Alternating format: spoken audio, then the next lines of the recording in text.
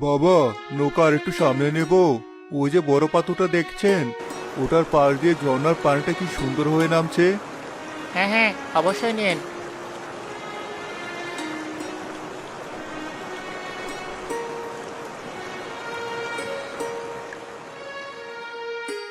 আহা, কি অসাধারণ দৃশ্য!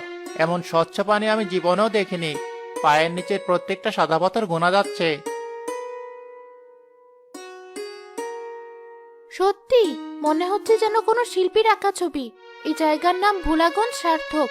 এখানে এলেই সব দুঃখ ভুলে যেতে হয়। জি মা, এই নদীর নাম ধলাই। আর এই সাদা পাথরগুলোই আমাদের গ্রামের প্রাণ। এই পাথর আর এই পানি দেখতেই তো আপনারা দূর দূরান্ত থেকে ছুটে আসেন।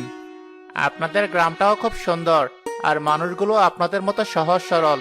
আচ্ছা, ওই যে পাড়ে ছোট ছোট দোকান দেখা যাচ্ছে, ওগুলোতে কি পাওয়া যায়? ওখানে আমাদের গ্রামের বৌজিরা নিজেদের হাতে বানানো খাবার বিক্রি করে। পাহাড়ি ফল, ভাজা চানাচুর, আরো কত কি।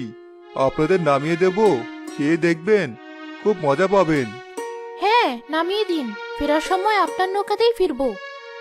জি মা, নিশ্চয়। আমি আপনাদের জন্য অপেক্ষা করব। রিফাত ও মিলা নৌকা থেকে নেমে সেই দোকানে চলে যায়। আপা, এই পিঠাটা খেয়ে দেখুন। আমার নিজে হাতে বানানো, একদম তাজা। বাহ, দেখতে তো খুব সুন্দর লাগছে। দিন তো একটা।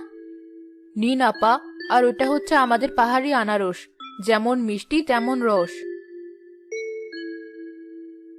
দাম কত এসবের? আপনারা মেহমান, আগে খেয়ে দেখুন। ভালো লাগলে যা খুশি দিয়ে যাবেন। আপনাদের হাসি মুখটাই আমাদের আসল লাভ।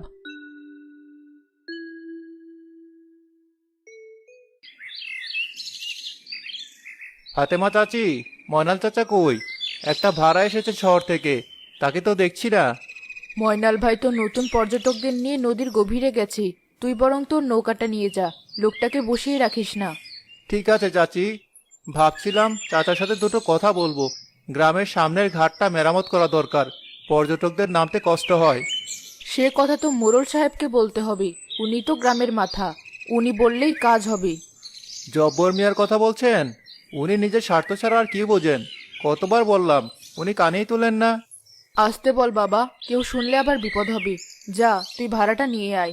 দুটো পয়সা ঘরে এলে সেটাই বড় কথা।